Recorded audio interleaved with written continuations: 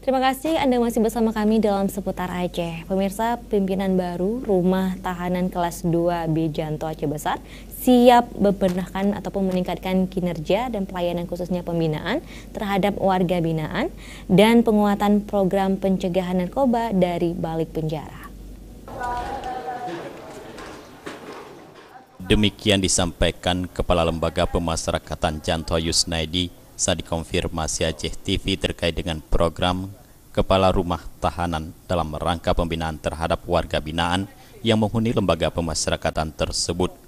Menurut Kalapas Yusnaidi, sejak dilantik sebagai Kepala Lembaga Pemasyarakatan Janto 2 bulan lalu, pihaknya langsung bekerja sesuai dengan arahan Kemenkumham. Untuk program kerja akan melanjutkan program Kalapas sebelumnya. Namun untuk saat ini yang baru dilaksanakan adalah penguatan pelayanan dan pembenahan di dalam. Sebelumnya Yusnaidi bertugas sebagai Kalapas Aceh Timur. Sebagai orang baru di Lapas Janto Aceh Besar, ia mengakui perlu banyak belajar tentang kondisi dan situasi di Lapas Janto.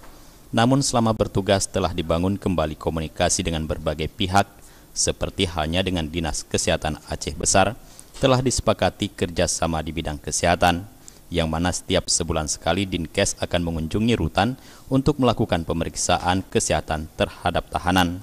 Selain itu, di dalam lapas juga telah direnovasi sebuah gedung yang akan dijadikan sebagai poliklinik. Selain itu, untuk penataan lingkungan, di luar lapas juga telah dibangun sebuah area parkir kendaraan.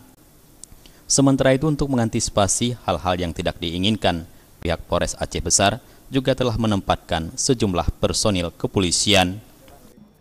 Sejak saya masuk ke Janto Aceh Besar, sejak tanggal 21 Januari 2017, jadi saya beserta seluruh petugas jajaran Rutan Janto, jadi hal-hal yang saya berbuat masih berbentuk ke dalam. Yang kedua menyangkut masalah pengobatan khususnya kepada warga binaan yang sakit, karena itu merupakan masalah yang akan timbul.